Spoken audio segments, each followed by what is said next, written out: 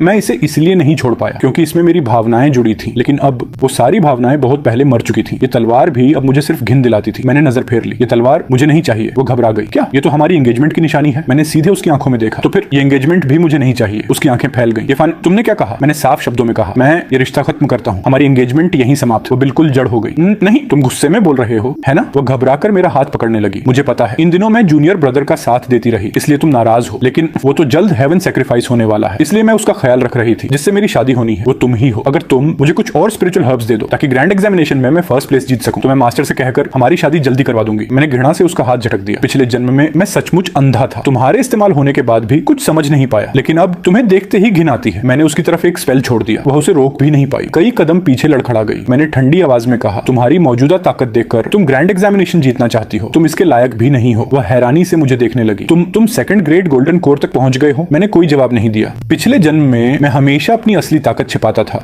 सिर्फ इसीलिए ताकि उसकी इज्जत बनी रहे। जो भी रेयर स्पिरिचुअल हर्ब्स मिलती सबसे पहले उसी को देता था, लेकिन इस जन्म में मुझे उसकी भावनाओं से कोई मतलब नहीं था। जो मेरा था अब सब वापस मेरा ही होगा। मैंने दृढ़ आवाज में कहा, एंगेजमेंट टूटेगी। ग्रैंड एग्जामिनेशन का चैंपियन भी मैं खुद बनूंगा। ग्रैंड एग्जामिनेशन का दिन आ गया। ऊपर ऊंचे आसन पर मास्टर बैठे थे। उनके बगल में हेवन सैक्रिफाइस के लिए चुना गया जूनियर ब्रदर खड़ा था। सभी डिसिपल्स उत्साह से भरे हुए थे। हर कोई चैंपियन बनना चाहता था। उधर सीनियर सिस्टर और जूनियर सिस्टर दोनों मुझे ऐसी नजरों से देख रही थी मानो मुझे जिंदा निगल जाएंगी। उस दिन के बाद वे कई बार मेरे पास स्पिरिचुअल हर्ब्स मांगने आई थी, लेकिन मैंने हर बार दरवाजा बंद रखा। अब उनकी नफरत पूरी तरह सामने आ चुकी थी। आखिर मुकाबला शुरू हुआ। जूनियर सिस्टर, जिसकी स्पिरिचुअल रूट पहले ही कमजोर थी, पहला राउंड भी पूरा नहीं कर पाई। उसे सीधे एरिना से लात मारकर बाहर फेंक दिया गया। वह एरिना के बाहर गिरी हुई थी, चेहरा पूरी तरह सूजा हुआ, आंखों के नीचे चोट के निशान, लेकिन फिर भी वह मुझे घूर रही थी। उसकी आंखों में सिर्फ नफरत थी। वह दांत पीसकर बोली, सब तुम्हारी वजह से हुआ। अगर तुमने मुझे स्पिरिचुअल हर्ब्स दे दी होती तो आज मेरी ये हालत कभी नहीं होती। मैंने उसकी तरफ देखा भी नहीं, बस ठंडी आवाज में कहा, कचरा, आखिर कचरा ही रहता है। तुम जैसी बेकार स्पिरिचुअल रूट वाले इंसान को दुनिया की सबसे कीमती स्पिरिचुअल मेडिसिन भी दे दो तो वो सिर्फ बर्बाद ही होगी। ज्यादा से ज्यादा 2 साल और, फिर तुम्हें सेक्ट से निकालकर पहाड़ से नीचे भेज दिया जाएगा। जहां तक सीनियर सिस्टर की बात थी, उसकी हालत कुछ अलग थी। वह लगातार कई मुकाबले जीतती हुई सीधे फाइनल तक पहुंच गई। उसकी अपनी ताकत पहले भी कम नहीं थी, लेकिन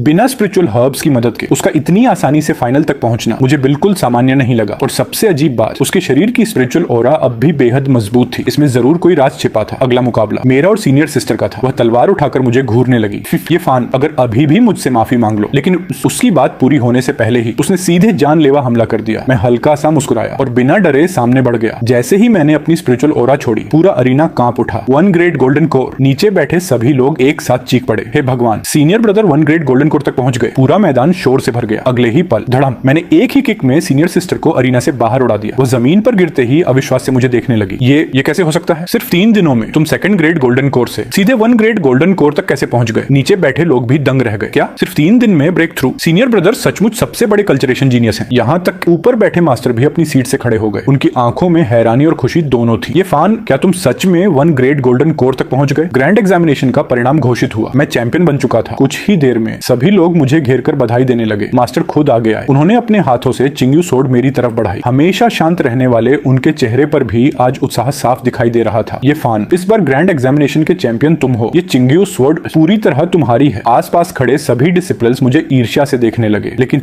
एक तरफ खड़ी सीनियर सिस्टर और जूनियर सिस्टर दोनों की आंखों में सिर्फ जलन और नफरत थी। इसी समय मास्टर के पीछे खड़ा जूनियर ब्रदर अचानक बोला, सीनियर ब्रदर, आप सचमुच बहुत महान हैं। मेरी तो किस्मत ही खराब है। आज तक मैंने गोल्डन कोर कैसी होती है ये भी नहीं देखा। उसने दुखी चेहरा बनाकर आगे कहा, मैं तो जल्द हेवन सैक्रिफाइस होने वाला हूँ। मरने से पहले अगर एक बार आप जैसी स्पिरिचुअल पावर और गोल्डन कोर का एहसास मिल जाता तो शायद मैं बिना किसी पछतावे के मर जाता। उसकी बात खत्म होते ही पूरा अरीना एकदम शांत हो गया। सब लोग एक दूसरे की तरफ देखने लगे। पहले जब भी जूनियर ब्रदर कुछ मांगता था, सब लोग उसकी हर इच्छा पूरी कर देते थे, लेकिन इस बार उसने सीधे मेरी स्पिरिचुअल पावर और मेरी 1 ग्रेड गोल्डन कोर मांग ली थी कल्टीवेटर के लिए। गोल्डन कोर कितनी कीमती होती है ये किसी को समझाने की जरूरत नहीं थी। कौन उसे इतनी आसानी से दे सकता था? तभी जूनियर सिस्टर फिर बोली, सीनियर ब्रदर इतने दयालु हैं, अगर जूनियर ब्रदर ने मांगा है तो वो जरूर अपनी गोल्डन कोर दे देंगे। उसकी आवाज में साफ ताना था। उधर अभी अभी मुझसे हारी सीनियर सिस्टर भी बोली, जूनियर ब्रदर कुछ ही दिनों में हेवन सैक्रिफाइस होने वाला है। ये फान, क्या तुम उसकी इतनी सी इच्छा भी पूरी नहीं कर सकते? मैंने धीरे धीरे सिर उठाया, सीधे मास्टर की आंखों में देखा। मास्टर, क्या आप भी यही चाहते हैं? मास्टर काफी देर तक मुझे देखते रहे, फिर धीरे से बोले, ये फान, तुम हमेशा से उदार रहे हो। अब और कुछ ही दिनों में हेवन सैक्रिफाइस होने वाला है। अगर उसे तुम्हारी एक गोल्डन कोर दे दी जाए तो उसमें बुराई ही क्या है? मैं हंस पड़ा। पड़ा, जोर जोर से हंसने लगा क्योंकि पिछले जन्म में भी उन्होंने बिल्कुल यही कहा था। फिर बिना मेरी परवाह किए सीधे मेरी छाती में तलवार घोंप दी थी और जिंदा ही मेरी गोल्डन कोर निकाल ली थी। उस समय भी मैं यही सोच रहा था कि मास्टर मुझसे इतना प्यार करते हैं तो गोल्डन कोर लेने के बाद कम से कम मेरी जान तो बचा लेंगे। लेकिन आखिर में मुझे डीमन एबिस में फेंकने वाला भी वही था। वो मुझे इतनी जल्दी मारना चाहते थे क्योंकि मैं उनका सबसे बड़ा राज जान चुका था। उनकी सारी महान स्पिरिचुअल पावर कभी उनकी थी ही नहीं, वो सब चोरी की हुई थी। सेक्ट से जो डिसाइपल सालों से गायब हो रहे थे वे कहीं गए नहीं थे, मास्टर ने ही उनकी स्पिरिचुअल पावर छीन ली थी और उन्हें मार डाला था। वो सिर्फ एक ढोंगी थे, एक ऐसा राक्षस जो संत होने का नाटक कर रहा था। हेवन सैक्रिफाइस जैसा कुछ भी नहीं था। ये सब मास्टर और जूनियर ब्रदर की पहले से बनाई हुई साजिश थी। उनका असली मकसद सेक्ट के प्रतिभाशाली डिसाइपल्स की स्पिरिचुअल पावर चुराकर खुद को और मजबूत बनाना था। इतना घिनौना इंसान चिंगयुन सेक्ट का मास्टर बनकर बैठा था। मैंने जितना ज्यादा उनके बारे में सोचा उतनी ही ज्यादा घृणा महसूस हुई। जूनियर ब्रदर ने ठीक उसी समय रोते हुए कहा, सीनियर ब्रदर क्या आप सच में मुझे गोल्डन कोर नहीं देंगे? अगर नहीं देना चाहते तो मैं जबरदस्ती नहीं करूंगा, बस थोड़ा अफसोस लेकर ही मर जाऊंगा। इतना कहकर वह रोने का नाटक करने लगा। सभी लोग उसे दया भरी नजरों से देखने लगे। मैंने शांत स्वर में कहा, अगर जूनियर ब्रदर गोल्डन कोर चाहते हैं तो उन्हें जरूर मिलनी चाहिए। वह खुशी से लगभग उछल पड़ा। सच? आप सच में अपनी गोल्डन कोर मुझे देंगे? मैं हल्का सा मुस्कुराया। मेरी गोल्डन कोर? उसकी मास्टर की गोल्डन कोर से क्या तुलना? अगर जूनियर ब्रदर सचमुच 1 ग्रेड गोल्डन कोर का अनुभव करना चाहते हैं तो मास्टर की गोल्डन कोर सबसे उपयुक्त रहेगी। मुझे पूरा विश्वास है मास्टर आपकी ये छोटी सी इच्छा जरूर पूरी करेंगे, है ना मास्टर? पूरा अरीना स्तब्ध रह गया। किसी ने सपने में भी नहीं सोचा था कि मैं मास्टर से उनकी गोल्डन कोर मांगने की बात कहूंगा। जूनियर ब्रदर तुरंत घबरा गया। अनो सीनियर ब्रदर ऐसा मजाक मत कीजिए। अगर आप अपनी गोल्डन कोर नहीं देना चाहते तो मत दीजिए, लेकिन मास्टर को बीच में क्यों ला रहे हैं? मैंने उसकी आंखों में देखते हुए कहा, सच? जब तुम और मास्टर मिलकर सेक्ट के डिसिप्लस को मार रहे थे और उनकी स्पिरिचुअल पावर चुरा रहे थे तब क्या कभी सोचा था कि वे सब भी निर्दोष हैं? मेरी बात बिजली की तरह पूरे अरीना में गूंज गई। क्या मास्टर डिसिपल्स की हत्या करते हैं? ये कैसे हो सकता है? लेकिन कुछ लोगों ने तुरंत सोचना शुरू किया, रुको, हर बार जब कोई डिसाइपल गायब हुआ मास्टर हमेशा क्लोज कल्टीवेशन में थे और उनके साथ सिर्फ जूनियर ब्रदर होता था। ये सच में थोड़ा अजीब है। धीरे धीरे लोगों की शक भरी निगाहें मास्टर की तरफ मुड़ने लगी। हमेशा शांत रहने वाले मास्टर आखिर टूट गए। उन्होंने गुस्से से मुझे घूरा। ये फान, मुझ पर झूठा आरोप लगाना ही काफी नहीं था, अब तुम खुद डिसिपल्स की हत्या करके उल्टा मुझ पर इल्जाम लगा रहे हो। अगर हावर ने अपनी आंखों से सपना देखा होता तो शायद मैं भी तुम्हारी बातों में आ जाता। मैंने तुम्हें कई मौके दिए लेकिन आज तुम्हारे सारे अपराध दुनिया के सामने लाने का समय आ गया है। मास्टर की बात सुनकर जो लोग पहले शक कर रहे थे वे फिर उलझन में पड़ गए। आखिर सच कौन बोल रहा है? इसी समय सीनियर सिस्टर भी आगे बढ़ी। वह ठंडी हंसी हंसते हुए बोली, ये फान,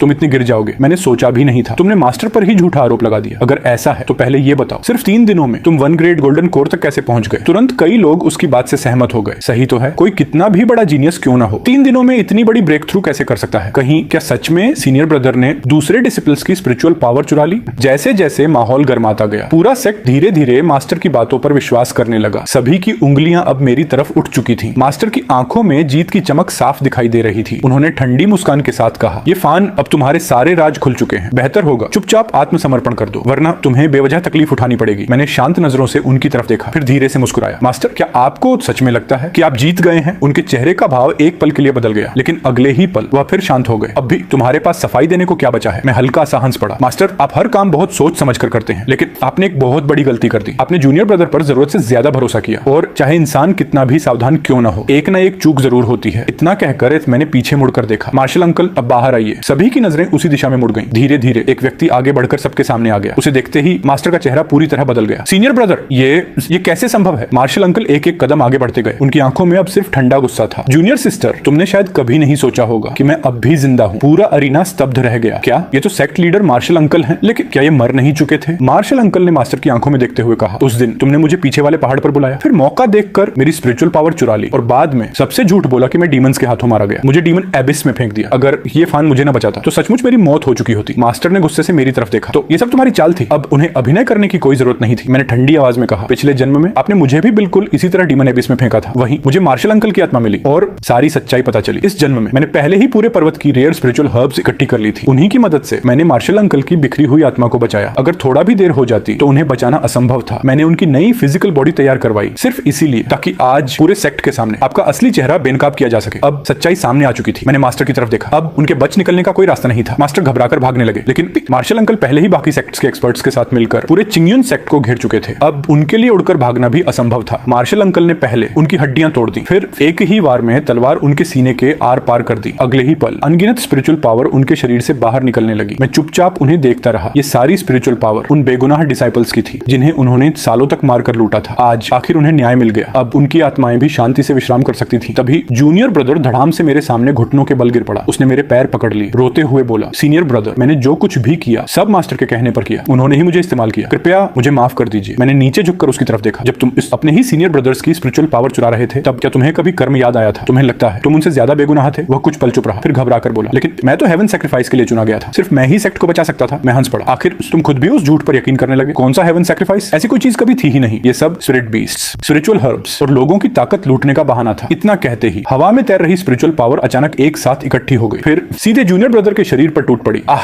वह जोर से चीखा, मुंह से खून निकल आया, लेकिन स्पिरिचुअल पावर ने उसे छोड़ा नहीं। बार बार लगातार उसके शरीर पर वार होते रहे। कुछ ही देर में उसका पूरा शरीर पहचान में नहीं आ रहा था। एक साधारण इंसान इतनी स्पिरिचुअल पावर कैसे सहता? कुछ ही पलों में उसने दम तोड़ दिया। मैंने बिना किसी भावना के अपनी नजरें हटा ली। अच्छे कर्म का अच्छा फल, बुरे कर्म का बुरा फल, यही संसार का नियम है। तभी सीनियर सिस्टर रोती हुई मेरे सामने आ गई। ये फान, मैं गलत थी। मैं मास्टर और जूनियर ब्रदर की बातों में आ गई थी। क्या तुम मुझे माफ कर सकते हो? मैंने उसकी तरफ ठंडी नजरों से देखा। पिछले जन्म की हर घटना अब भी मेरी आंखों के सामने थी। मैंने शांत स्वर में कहा, सीनियर सिस्टर, जब तुमने मास्टर से चुराई हुई स्पिरिचुअल पावर स्वीकार की थी तब तुम्हें उनके सारे अपराध पहले से पता थे। फिर भी तुमने सब कुछ छिपाने का फैसला किया। क्या सच में लगा कि यह बात कभी सामने नहीं आएगी? वह पूरी तरह जम गई। उसके होंठ कांपने लगे। तुम्हें सब पता था? मैंने सिर हिलाया। जब ग्रैंड एग्जामिनेशन में मैंने तुम्हारी ताकत अचानक बढ़ी हुई देखी तभी मुझे सब समझ आ गया था। इतने कम समय में तुम्हारी स्पिरिचुअल पावर बढ़ने का सिर्फ एक ही तरीका था। मैंने मार्शल अंकल की तरफ देखा। मार्शल अंकल, अब आगे सब आपके हवाले। उन्होंने सिर हिलाया, फौरन लोगों को आदेश दिया। सीनियर सिस्टर की सारी स्पिरिचुअल पावर खत्म कर दी गई। उसके हाथ पैरों की नसें काट दी गई, फिर उसे पहाड़ से नीचे फेंक दिया गया। अब वह एक साधारण इंसान से भी बदतर बन चुकी थी। उधर जूनियर सिस्टर भी जमीन पर गिरकर रोने लगी। सीनियर ब्रदर, मुझसे गलती हो गई। मैंने गलत लोगों पर भरोसा किया। अब से मैं सिर्फ आपकी बात मानूंगी। लेकिन मैंने उसकी तरफ देखा तक नहीं। बिना स्पिरिचुअल रूट के उसका चिंग्यून सेक्ट में रहने का कोई मतलब नहीं था। वह अब सिर्फ एक बेकार इंसान थी। खैर, कुछ समय बाद मार्शल अंकल ने पूरे चिंग्यून सेक्ट की जिम्मेदारी मुझे सौंप दी। एक दिन मैं पहाड़ से नीचे गया। वहां सड़क किनारे मैंने 2 भिखारिनों को देखा। उनमें से एक के हाथ पैर पूरी तरह टूट चुके थे। वह बार बार बड़बड़ा रही थी, मैं चिंग्यून सेक्ट की सीनियर सिस्टर हूँ। तभी दूसरी भिखारिन ने उसे जोर से लात मार दी। बेकार औरत, भीख मांगना भी ठीक से नहीं आता। कुछ ही देर में उन दोनों के पीछे कुछ गुंडे आ पहुंचे। मैंने बस एक बार उनकी तरफ देखा, फिर चुपचाप वहां से चला गया। पिछले जन्म के कर्म इस जन्म का फल बनकर लौटे थे। उन्हें वही मिला जिसके वे सचमुच हकदार थे। उसके बाद मैंने चिंग्यून सेक्ट के सभी डिसाइपल्स का नेतृत्व किया। जहां भी अन्याय हुआ हमने उसे रोका, जहां भी बुराई मिली हमने उसका अंत किया। 100 वर्षों बाद मैं सफलतापूर्वक अमरलोक में असेंड हुआ और मेरी साधना, मेरे पुण्य दोनों पूर्ण हो गए।